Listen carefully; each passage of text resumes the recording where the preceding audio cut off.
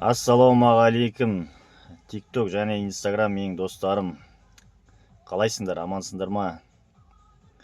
Мен сіздерге өзімнің осы ішкі істер органдарынан зейнетке шыққан зейнеткер ретінде осы тергеу саласында 12 жылдан жоғары қызмет атқарған қызметкер ретінде басымнан өткен бір қызықты оқиғаны сіздермен бөлісуді жөн деп санаймын.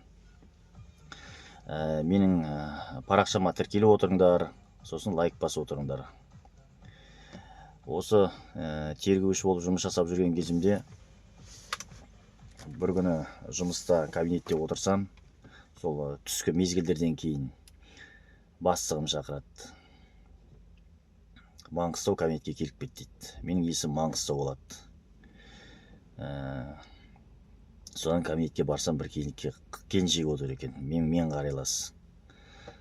Содан бастығым айтады, мына келіншекті бір жігіт келіп жұмыс орнында постоянно зорлап кетіп жүр екен дейді да, еркінен тыс жыныстық қатынасқа түсіп кетіп жүр екен дейді. Тездетіп жауабын алып, жаңағы экспертизаны өткізу керек дейді. Содан жақсы деймін, ішке барып, жаңа келіншекте отырғызып, өзім компьютерде отырып, барлық жауабын алдым, бастан аяқ. Қалай болды, қашаннан бері қалай таныстыңыз, қандай уақыттарда бірнеше рет жыныстық қатынаста болды, міне соңғы күні бүгін болды деп айтып отыр да, соңғы күні бүгін болды деп айтып отыр. Мен содан жүгіріп келдім дейді. Оның алдында сол бірнеше рет болғанын айтты. Сосын мен сұрадым, бұрын ашық араздық бар ма араларыңыз? Жоқ, ешқандай ашық араздық жоқ. Бір чатта танысып қалып едік. Содан сөйтіп кетеді постоянно. Күйеуіме айтуға қорқам, мен сөйтіп жәбір көріп жүрмін дейді. Сосын жауабын алып болдым. Сосын қандай дәлеліңіз бар дедім. Жаңағы айтады, ешқандай жуынған жоқпын, шайынған жоқпын. Сосын жаңа тырнадым, үстінде мына терінің іздері қалды дейді да, тырнағымның арасында дейді. Әйел адам тырнағы болады ғой. Сөйтіп жауабын алып болғаннан кейін енді аты жөндерін атамай ақ қояйын. Ол болмайды. Сосын жауабын алып болғаннан кейін жауап өз айтуым бойынша дұрыс жазылды, оқып таныстым деп қолын қойдырып алдым. Сосын экспертке оның алдында сол отырған кезде параллельно телефон соқтым. Сіз күте тұрыңыз, қазір мен сізге бір жәбірленуші алып барам, содан жаңағы жыныстық мүшесінен мазок алу керек, сосын жаңағы тырнақ үлгілерінен жаңағы биологиялық сүртінділер алу керек деп. Содан жауап алып болғаннан кейін ертіп баратсам, ол кезде жаяу жүремін мен. Машина жоқ. Жаңағы келіншек қыз менің артымда телефонмен сөйлесіп жатыр да. Мен алдында жатырмын. Сосын мен айтам да ана келіншекке, сіз тездетіп жүріңізші, мен ғой экспертті күттіріп қойдым. Енді жәбір көрген сіз, жақсы, менің жұмысым, менің міндетім, бірақ енді сіз тездетіп жүріңізші.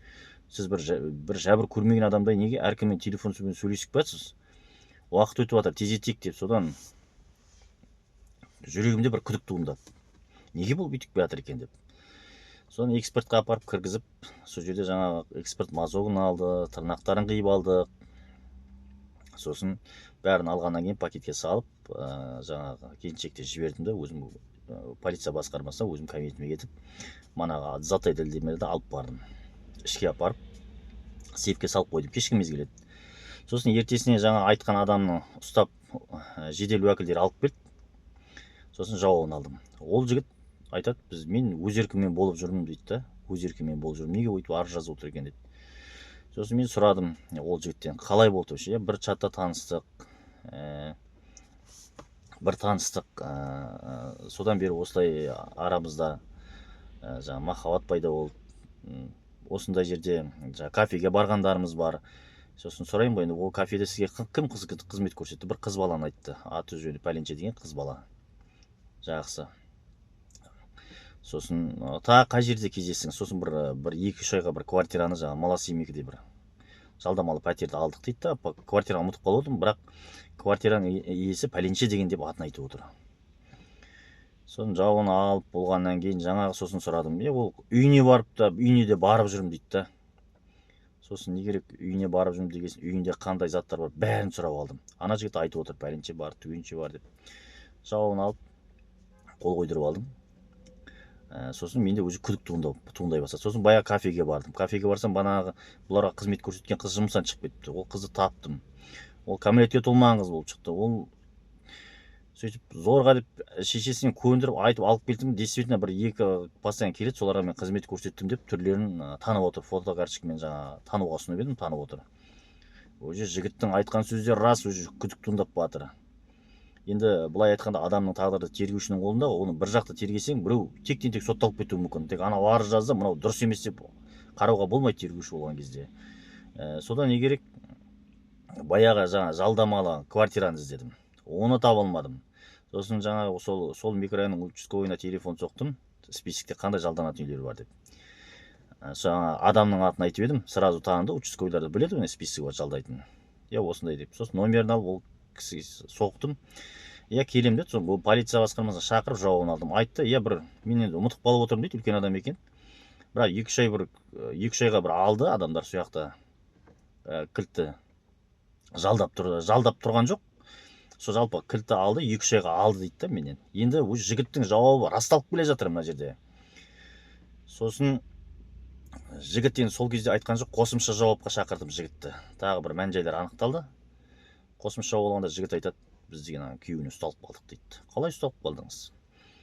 Мәссаған, осылай жұмыстан келіп қалды, бізді ұстап алды. Сол кезде төбелес болды, енді айқай-шу болды. Ананың тумаластары келді деп. Кім келді тумаластары? Пәленше тумаластары келді дейді. Мәссаған, онан келіншектен сұрасам, мойындамайды ол.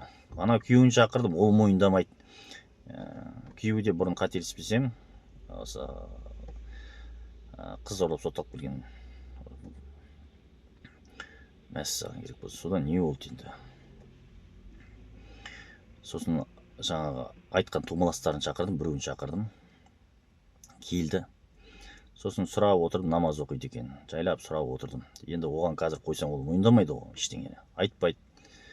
Ол енді баласы үшін бәрін береді. Сосын отырдым да айттым. Сіз деген, дедім, қызыңыз осындай измене жасап, күйеуінен ұсталып қалыпты. Сол күнгі айқайшы болып, үйінің қасында камераға түсіп қалыпсыңыз, дедім. Енді ол ешкімнің ойында болмайды ғой, деп айтқанда, ол былай адам білмей қалады ғой.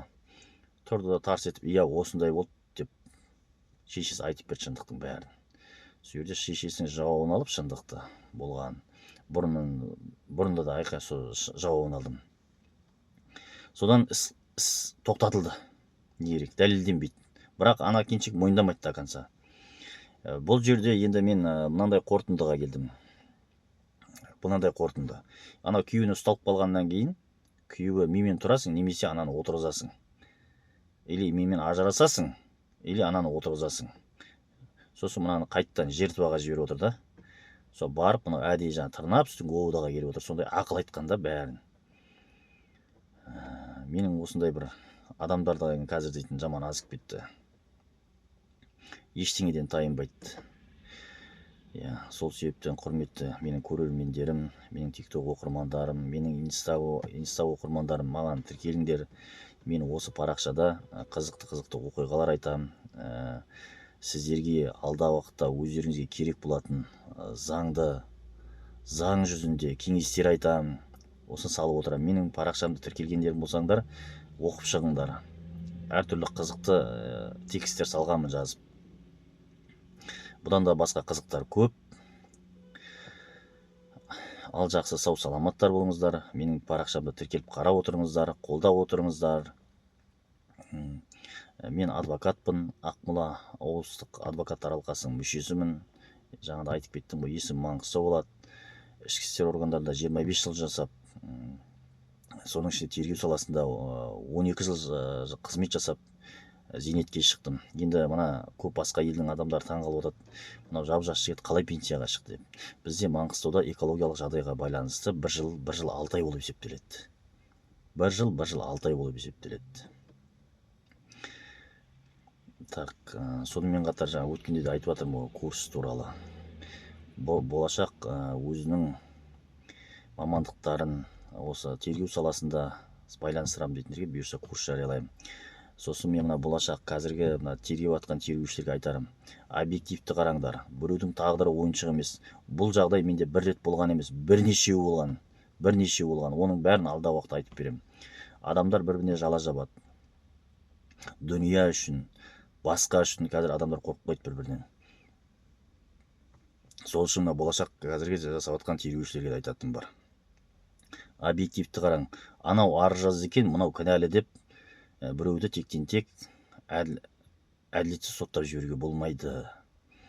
Жақсы, сау саламатта болыңдар, тіркеліп отырыңдар. Менің қызықты осы видеолар салып отырам, бейне жазбалар. Осының бәрін тыңдап, жаңағы нелер кешеде салып жатырмын, өздерің балдарыңызға, ұл қыздарыңызға жақсы кеңес ақылдарыңызды айта отырыңыздар.